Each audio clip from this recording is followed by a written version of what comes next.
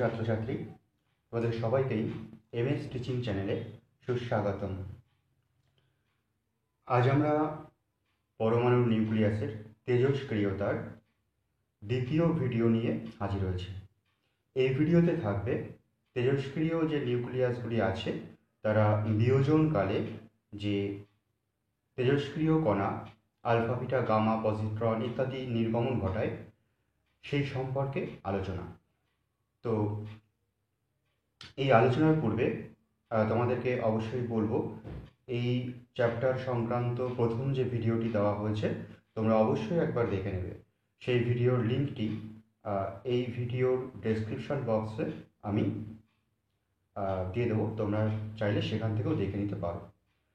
তো আমরা চলো আলোচনা শুরু করি যে কোন কোন পরিস্থিতিতে আলফা, বিটা, গামা বা পজিট্রন কণার নির্গমন ঘটে এবং সেই নির্গমনের ফলাফলটাই বা কী হয়। বিগত প্রথম ভিডিওয় আমরা বিভিন্ন পরমাণুর নিউক্লিয়াসের মধ্যে অবস্থিত নিউট্রন এবং প্রোটন সংখ্যার অনুপাত নিয়ে একটা গ্রাফ করেছিলাম। তো সেই গ্রাফটা এখানে একটু দেখানো হয়েছে। সেই গ্রাফে নিউট্রন এবং প্রোটন সংখ্যা নিয়ে দেখা গেছিল যে সমস্ত মৌলের নিউক্লিয়াসের নিউট্রন এবং প্রোটন সংখ্যার অনুপাত 1 হচ্ছে, তাদের ক্ষেত্রে গ্রাফটা এই বরাবর যাচ্ছে। বিভিন্ন মৌল যাদের স্থায়ী নিউক্লিয়াসের নিউট্রন এবং প্রোটন সংখ্যার অনুপাত নিয়ে গ্রাফিক্যালি দেখা হয়েছিল, তাদের স্থায়ী নিউক্লিয়াসের N/P রেশিওটা সাধারণত এই অঞ্চলের মধ্যে অবস্থান করে। এই জন্য এই অঞ্চলটাকে বলা হয় স্টেবিলিটি জোন বা স্থায়ী অঞ্চল। এবার এই অঞ্চলটার রেসপেক্টেই কোন নিউক্লিয়াস কোন কণা নির্গমন করবে সেটা আমরা আলোচনা করতে পারব। তো প্রথমে আমরা প্রথম যে কণার কথা আলোচনা করব সেটা হলো বিটা কণা।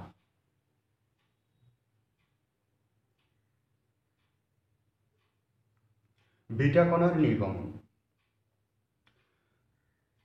দেখা যায় যে কোনো মৌলের কোনো একটি তেজস্ক্রিয় আইসোটোপের N/P অনুপাত যদি ওই মৌলটির কোনো স্থায়ী আইসোটোপের N/P অনুপাত অপেক্ষা বেশি হয়, অর্থাৎ সাধারণভাবে স্থায়ী নিউক্লিয়াসগুলির N/P যে অনুপাত সেটা এই অঞ্চলে থাকছে, স্টেবিলিটি জোনে থাকছে। যদি কখনো একটা তেজস্ক্রিয় মৌল তার N/P অনুপাত এই অঞ্চল থেকে ওপরে, অর্থাৎ এরকম কোনো অঞ্চলে অবস্থান করে, সেই ক্ষেত্রে সেই তেজস্ক্রিয় আইসোটোপটি স্থায়িত্ব লাভের আশায় তার নিউট্রন সংখ্যাটাকে কমাতে চায়। কারণ কি? সে N/P অনুপাতটাকে কমিয়ে এই অঞ্চলের মধ্যে ঢুকবে, তাহলে তার নিউট্রন সংখ্যাটাকে সে কমাতে চাইবে যাতে N/P অনুপাতটা হ্রাস পায়। তো এই উদ্দেশ্যে ওই নিউক্লিয়াসের মধ্যে একটা নিউট্রন কণা, সেই নিউট্রন কণাটার রূপান্তর ঘটে বিয়োজনের মাধ্যমে। কেমনভাবে রূপান্তর ঘটে একটু দেখে নাও। দেখা যায় যে একটা নিউট্রন কণা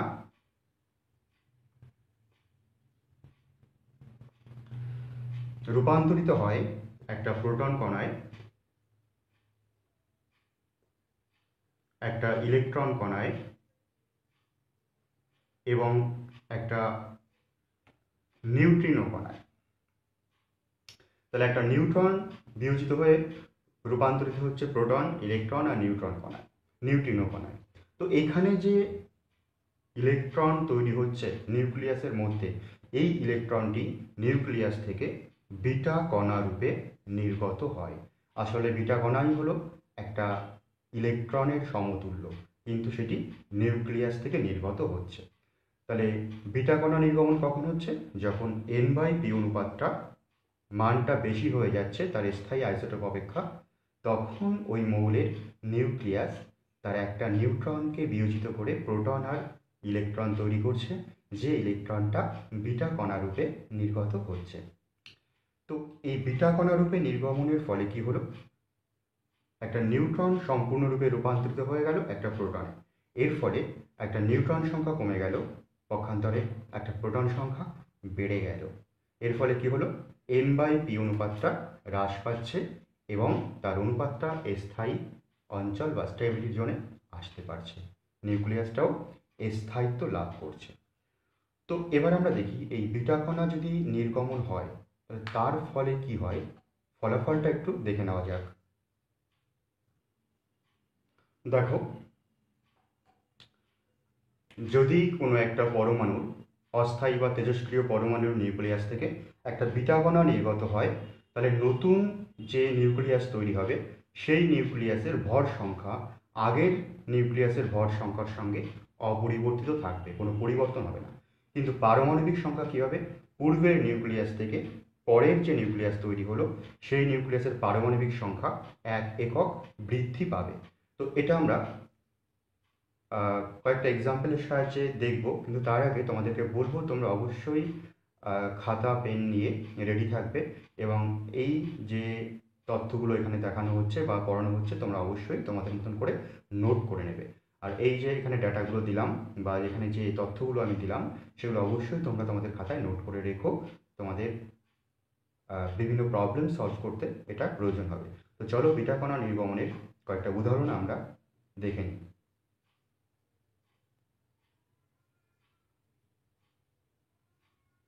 লক্ষ্য করো, এখানে সোডিয়ামের একটা তেজস্ক্রিয় আইসোটোপ নেওয়া হয়েছে Na2411। এখান থেকে একটা বিটা কণা নির্গত হচ্ছে। তো বিটা কণার যদি নির্গমন হয় তাহলে কি হবে, নতুন যে আইসোটোপ তৈরি হবে তার ভর সংখ্যা 1 একক বেড়ে যাবে। তাহলে ভর সংখ্যা এখানে আছে 11, পারমাণবিক ক্রমাঙ্ক এখানে আছে 11। তাহলে পারমাণবিক ক্রমাঙ্ক 1 একক বেড়ে যাবে এবং ভর সংখ্যা অপরিবর্তিত থাকবে। তাহলে এখানে পারমাণবিক ক্রমাঙ্ক এর ক্ষেত্রে 11। তাহলে নতুন আইসোটোপ যেটি হবে বিটা কণা নির্গমনের ফলে তার পারমাণবিক ক্রমাঙ্ক বা পারমাণবিক সংখ্যা কী হবে, 1 একক বৃদ্ধি পেয়ে হয়ে যাবে 12। তাহলে 12 পারমাণবিক ক্রমাঙ্ক বিশিষ্ট যে মৌল সেটি হলো ম্যাগনেসিয়াম।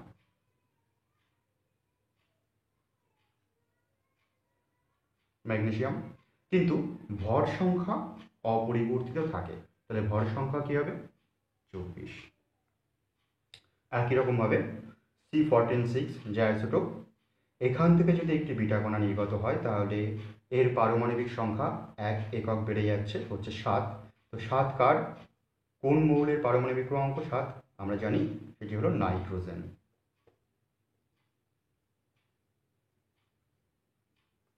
কিন্তু ভর সংখ্যা 14 একই থাকবে। তো এরকমভাবে বিটা কণা নির্গমনের ফলে সাধারণত দেখা যায় যে নিউক্লিয়াসটি চেঞ্জ হচ্ছে হয়ে নতুন যে নিউক্লিয়াস তৈরি হচ্ছে তার পারমাণবিক ক্রমাঙ্ক 1 একক বৃদ্ধি পাচ্ছে, কিন্তু ভর সংখ্যা অপরিবর্তিত থাকে। এবার আমরা পরের একটি তেজস্ক্রিয় কণা সেটি নিয়ে আলোচনা করি। চলো, আমরা এর আগে দেখলাম যে n/p অনুপাত যদি স্থায়ী আইসোটোপ অপেক্ষা বেশি হয় তাহলে বিটা কণা নির্গমনের ফলে তেজস্ক্রিয় আইসোটোপটি স্থায়িত্ব লাভ করে। তো এবার আমরা দেখব যদি এই n/p অনুপাতটি তার কোনো একটা মৌল তার স্থায়ী যে নিউক্লিয়াস তার n/p অনুপাত অপেক্ষা কম হয়, অর্থাৎ তেজস্ক্রিয় আইসোটোপটির n/p অনুপাত যদি এই রেঞ্জে বা এরকম জায়গায় অবস্থান করে, অর্থাৎ স্থায়ী অঞ্চল বা স্টেবিলিটি জোনের নিচে অবস্থান করে, তখন ওই তেজস্ক্রিয় আইসোটোপ বা তেজস্ক্রিয় নিউক্লিয়াসটি তার স্থায়িত্ব লাভের জন্য 3টি পদ্ধতি অবলম্বন করতে পারে। কী কী পদ্ধতি? নাম্বার 1, আলফা কণার নির্গমন ঘটাতে পারে। নাম্বার 2, পজিট্রন কণার নির্গমন ঘটাতে পারে।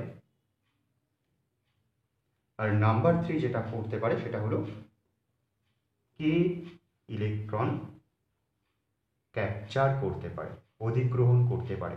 এই 3টি পদ্ধতির সাহায্যে তখন ওই তেজস্ক্রিয় আইসোটোপ স্থায়িত্ব লাভ করার চেষ্টা করে। তাহলে আমরা এখন প্রথম যে পদ্ধতি আলফা নির্গমন সেই সম্পর্কে আলোচনা করব। তো চলো আলোচনা করা যাক।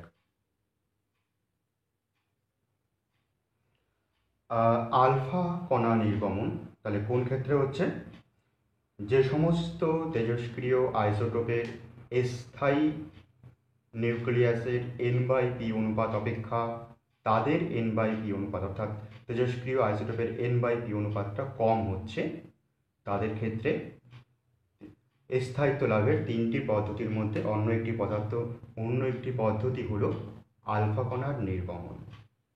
তো এই আলফা কণার নির্গমন সাধারণত কি হয়, for heavier nuclei the common process is alpha emission whereby 2 proton and 2 neutrons are ejected simultaneously। সাধারণত অপেক্ষাকৃত ভারী নিউক্লিয়াস যাদের n/p রেশিও প্রয়োজন অপেক্ষা কম, তারাই আলফা কণা নির্গমন ঘটায়। তাহলে কন্ডিশনটা কি? ভারী নিউক্লিয়াস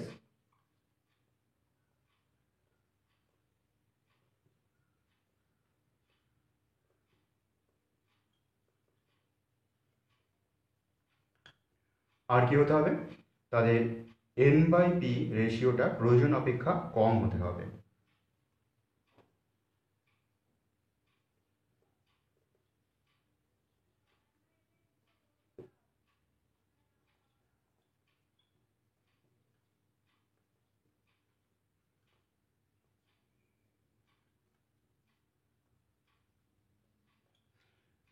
এই কন্ডিশন যদি অ্যারাইজ করে তখন তেজস্ক্রিয় আইসোটোপ থেকে আলফা কণার নির্গমন ঘটে। তো আলফা কণাটা কি? সাধারণত আলফা কণা দেখা যায়, আলফা কণাটি হলো দুটি প্রোটন এবং দুটি নিউট্রনের সমন্বয়ে তৈরি হয়েছে। তো আলফা কণা মানে হলো সেখানে থাকছে দুটো প্রোটন এবং দুটো নিউট্রনের সমন্বয়। সেক্ষেত্রে আলফা কণা নির্গমন যদি হয় তাহলে তার রেজাল্ট বা ফলাফলটা কি হয় সেটা আমাদের এবার দেখে নিতে হবে। চলো দেখে নেওয়া যাক। দেখো আলফা কণা নির্গমনের ফলাফল কি হচ্ছে। আলফা কণা নির্গমনের ফলে নতুন যে আইসোটোপ বা নিউক্লিয়াস তৈরি হচ্ছে তার ভর সংখ্যা পূর্বের তেজস্ক্রিয় আইসোটোপ থেকে 4 একক হ্রাস পাচ্ছে এবং পারমাণবিক ক্রমাঙ্ক বা পারমাণবিক সংখ্যা 2 একক হ্রাস পাচ্ছে। তাহলে আমরা একটা এক্সাম্পল নিয়ে চলো ব্যাপারটা আলোচনা করা যাক। দেখো ইউরেনিয়াম, যার পারমাণবিক ক্রমাঙ্ক 92 এবং ভর সংখ্যা 238, সেখান থেকে একটি আলফা কণা নির্গত হয়েছে। হওয়ার ফলে কি হয়, রেজাল্ট আমরা কি জেনেছিলাম যে পারমাণবিক ক্রমাঙ্ক 2 একক হ্রাস পাবে। তাহলে 92 থেকে হয়ে যাবে 90। তো 90 পারমাণবিক ক্রমাঙ্ক যুক্ত যে মৌল বা আইসোটোপ সেটি হলো থোরিয়াম এবং ভর সংখ্যা কি হলো 238 থেকে 234, 4 একক হ্রাস পেল। তাহলে দেখলাম যে আলফা কণা নির্গমনের ফলে নতুন যে মৌল তৈরি হয় তার পারমাণবিক ক্রমাঙ্ক পূর্বের মৌল অপেক্ষা 2 একক এবং ভর সংখ্যা 4 একক হ্রাস পায়।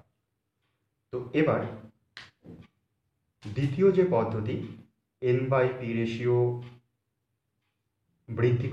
বৃদ্ধি করে স্থায়িত্ব লাভ করার, সেটা হলো পজিট্রন কণার নির্গমন। তো সেই বিষয়টা আমরা একটু দেখে নিই চলো। পজিট্রন কণা, যেটাকে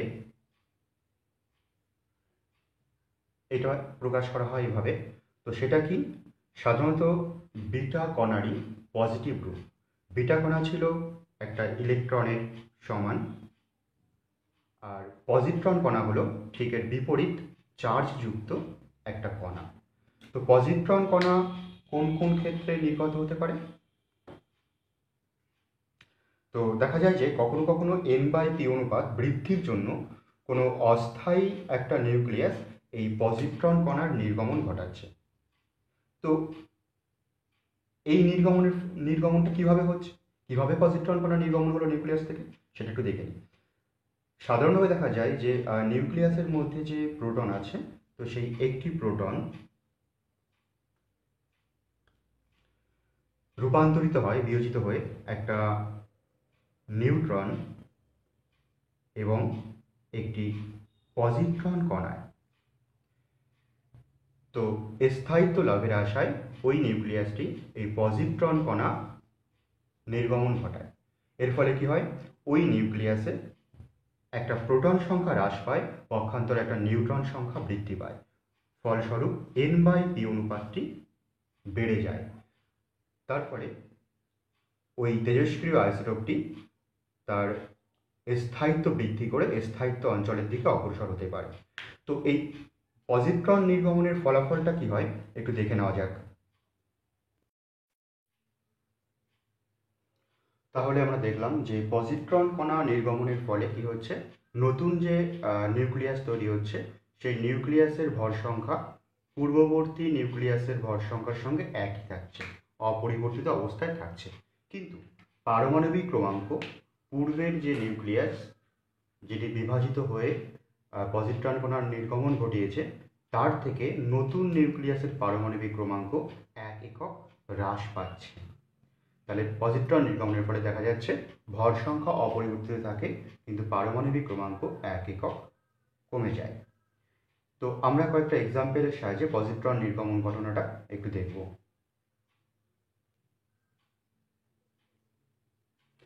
দেখো এখানে একটি মৌল নিয়েছি আমরা C611।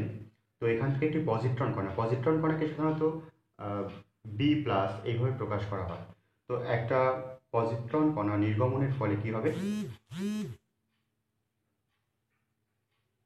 পারমাণবিক ক্রমাঙ্ক 1 একক হ্রাস পাবে। তো পারমাণবিক ক্রমাঙ্ক যদি 1 একক হ্রাস পায় সেক্ষেত্রে এখানে পারমাণবিক ক্রমাঙ্ক আছে 6 হয়ে যাবে 5 পারমাণবিক ক্রমাঙ্ক বিশিষ্ট যে মৌল বি, কিন্তু ভর সংখ্যা থাকবে 11। এক্ষেত্রেও তাই, পারমাণবিক ক্রমাঙ্ক 1 হ্রাস পেয়ে হয়ে যাচ্ছে সিলিকন 14, ভর সংখ্যা 30। তো এটি ছিল আমাদের পজিট্রন নির্গমনের ফলাফল এবং উদাহরণ। এবার আরেকটি যে পদ্ধতি, 3 নম্বর যে পদ্ধতি যেটা আমরা একটু আগে বলেছিলাম, কে ইলেকট্রন ক্যাপচার, সেটা একটু জাস্ট দেখে নেওয়া যাক।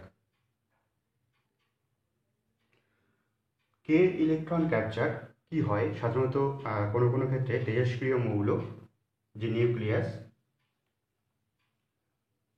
নিউক্লিয়াসের সব থেকে কাছে যে কক্ষ কে কক্ষ, এই কে কক্ষ থেকে একটি ইলেকট্রন ওই নিউক্লিয়াস অধিগ্রহণ করে, ক্যাপচার করে নেয়, নিয়ে স্থায়িত্ব লাভ করে। সেই ক্ষেত্রে সেই পদ্ধতিকে বলা হয় কে ইলেকট্রন ক্যাপচার। এখানে একটা উদাহরণ দেওয়া হয়েছে, দেখে নাও। আয়রন একটা ইলেকট্রন ক্যাপচার করে হয়ে গেছে Mn2555।